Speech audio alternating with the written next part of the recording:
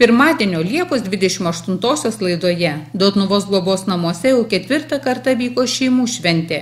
Festivalyje ant Nevėžio kranto skambėjo dainos, liejosi eilės. Jau tapo graži tradicija vidurvasarį susitikti Dotnuvos slaugos namuose šeimų šventėje, į kurią iš visų Lietuvos kampelių atvyksta senolių artimieji, apkabinti brangiausius, pabūti, pabendrauti, pasivaišinti ir padainuoti. Į svečius atvyksta su dovanomis ir kaimynai Dotnuviai, ir Kėdainių savivaldybės vadovai ir baikeriai. Mums kaip visada sekasi puikiai, nes turime puikią bendruomenę, turiu puikius darbuotojus, kurie padeda įgyvendinti mūsų visas svajonės.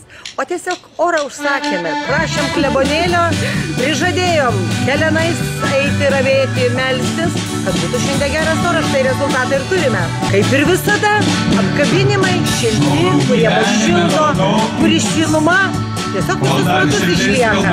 Kiekvienos dienos aplankymas yra apkabinimas artimojo. Tai yra apkabinimas, tai yra miela, gera. Šiandien yra kitoks, šiandien yra šiltas, šiandien yra šventinis. Ir išliks labai ilgai širdyje, nes tai buvo laukiamas. Smagu, kad visi senoliai sulaukia artimųjų, vaikų, anūkų ir net proanūkių, giminaičių. O kad šventė vyko per Onines, tai pasveikintos ir čia gyvenančios onutės. Noriu pasakyti, kad labai nedaug, kas negalėjo atvykti. Buvo tokių, kurie šeštadienį negalėjo, daug renginių, daug visokių veiklų, tai atvyko savaitės eigoje aplankė.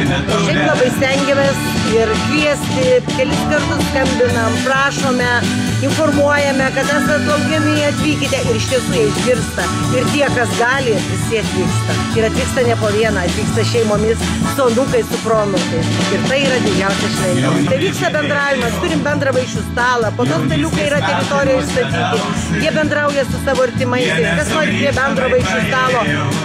Tai yra tokia diena, tokios valandos, kurios įsimins labai ilgai. Šie susitikimai labai svarbus senoliams. Jie laukia artimųjų. Po vaišių išsisklaido būreliais po nuostabiai sutvarkytą žydintį parką, pabendrauti, pasidalinti naujienomis ir prisiminimais. Gyventojų turim 50. Namai yra pilni, eilė yra gana nemaža.